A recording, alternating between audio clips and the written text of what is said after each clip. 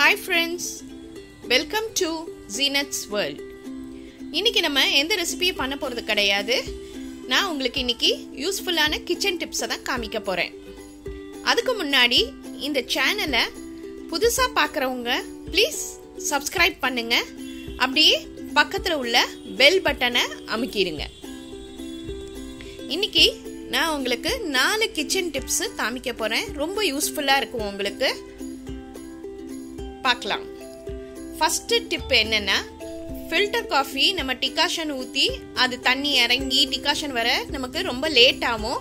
அதுக்கு நம்ம முந்தா நாள் நைட்டே டிகாஷன் ஊற்றி வச்சுட்டோன்னா மார்னிங் நம்ம பாலை மட்டும் காய்ச்சிட்டு இந்த டிகாஷன் ஊற்றி ஃபில்டர் காஃபியை ஈஸியாக போட்டுடலாம். இன்ஸ்டன்ட் காஃபி மாதிரியே நம்ம டக்குன்னு ஃபில்டர் காஃபி போட்டுடலாம்.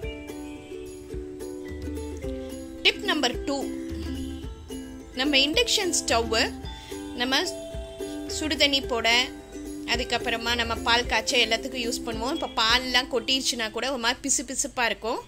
அதுக்கு நம்ம பாத்திரம் தேய்க்கிற அந்த அலுமினிய நாரை வச்சு சோப் வாட்டர் லேசாக வச்சு நீங்கள் இந்த மாதிரி நல்லா ஸ்க்ரப் பண்ணிங்கன்னா அந்த பிசு பிசுப்பெல்லாம் போய் இண்டக்ஷன் ஸ்டவ்வு அப்படி பலன்னு ஆகிடும்.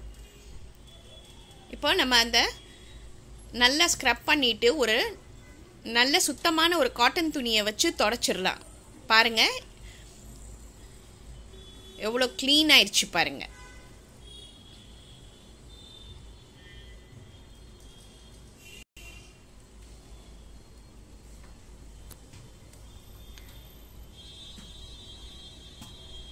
இண்டக்ஷன் ஸ்டவ் எப்படி க்ளீன் ஆயிடுச்சு பாருங்க. டிப் நம்பர் 3, நம்ம கத்தி கொஞ்ச நாள்லயே ஷார்ப்னஸ் போயிடும். அதை நம்ம எப்படி ஷார்ப் பண்ணணும்னா, நம்ம இன்னொரு கத்தியை இந்த ஷார்ப்பாக இல்லாமல் பிளண்ட்டாக இருக்குது பாருங்க, அந்த கத்தியை எடுத்து நம்ம ஷார்ப் இடத்துல வந்து நல்லா தேய்க்கணும். இப்போ நல்லா தேய்ச்சிங்கன்னா கத்தி நல்லா ஷார்ப் ஆயிரும் பாருங்க. சிசர் கொஞ்ச நாள்லயே ரொம்ப மொட்டையாயிடும்.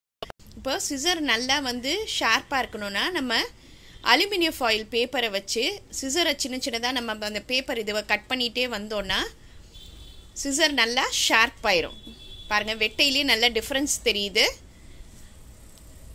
இப்போ நான் இன்னைக்கு உங்களுக்கு கொடுத்த டிப்ஸ் எல்லாம் வந்து உங்களுக்கு ரொம்ப யூஸ்ஃபுல்லாக இருக்கும்னு நினைக்கிறேன்.